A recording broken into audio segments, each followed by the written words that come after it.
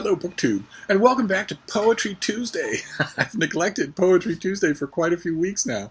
A regular feature on this channel in which we look at contemporary poetry, in which I resist the urge to read you Kipling and Longfellow all day long. Instead, we're looking at contemporary poetry, and I've missed it because one of the things I love most about this feature is how much I learn from you.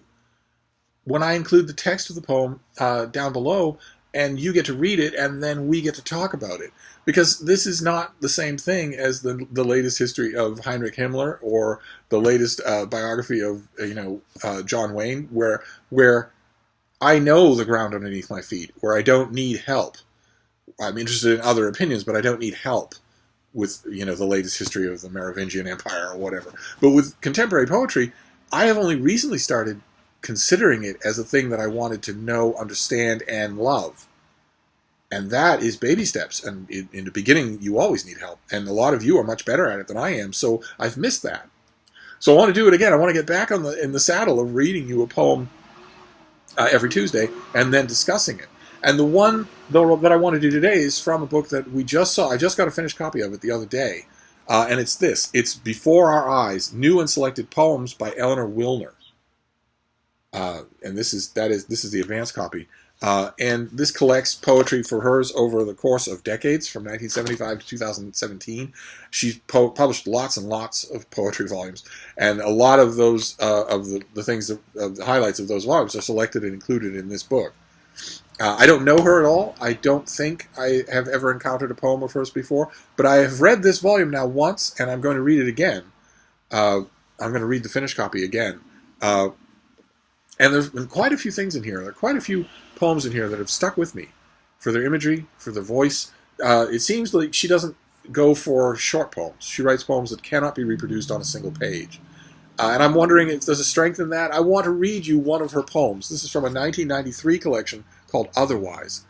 I want to read you one of her poems, and I'll leave the text down below and see what you make of it. So the poem is called Being As I Was, How Could I Help? And it goes like this.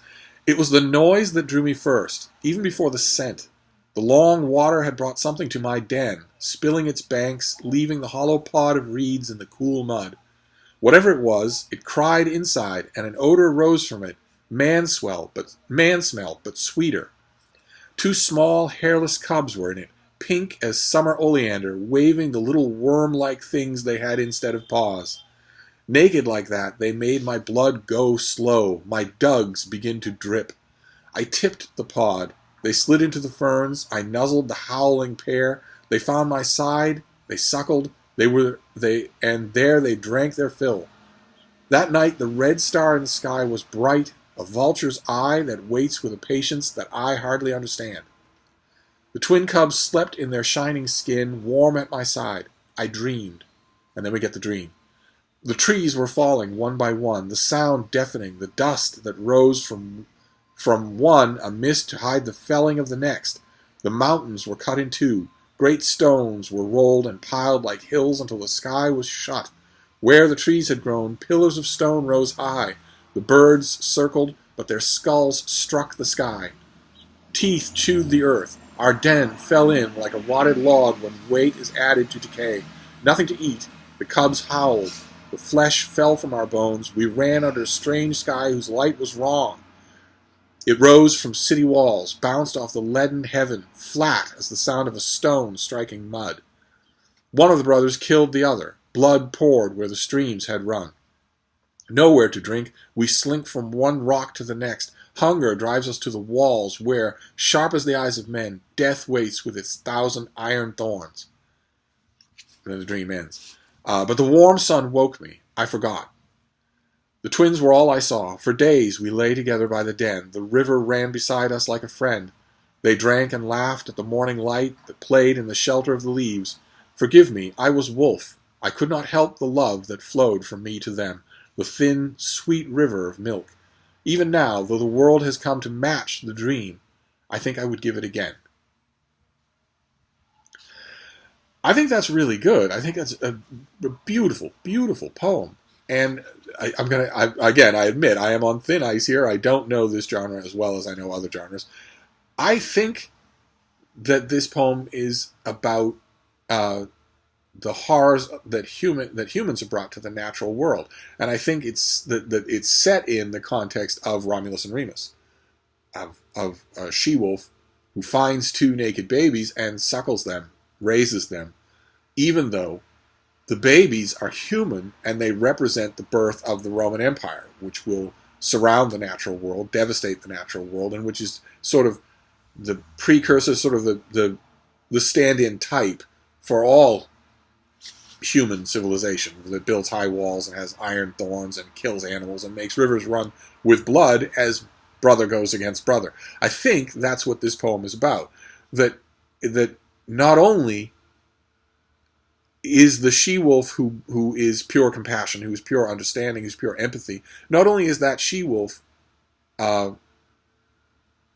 allowing that to happen, she is literally suckling the seeds of that horrible future world, but that by her very nature she couldn't help but do it, even if knowing that was the future, she was presented with the opportunity again, that she would still do it.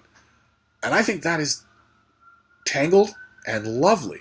And I want to know what you think. So I'm going to wrap this up. I won't make this a long video. Sorry for my poetry reading. I admit my skills in poetry reading are not the best. I will leave the text of this down below, and I would love a discussion. so that is being as I was. How could I help? And it's from Before Our Eyes by Eleanor Wilner, which will be in your bookstores if you like that. It will be in your bookstore in September in a hardcover. Rather nicely designed hardcover from the folks at Princeton University Press. So let's talk about it. Tell me what I missed. Tell me what you make of this poem. And let's hope that we have Poetry Tuesday from now until the end of time. Because God knows I'm getting the poetry volumes. We might as well read them. So I will wrap this up, and I will see you soon. One last question. Did you like Eleanor Wilner enough so that we should do her again next Tuesday? Or do you want to go on to another poet and maybe come back to her at some other time? I'm at your disposal, so I'll wrap this up, but I'll be back. Thank you, BookTube.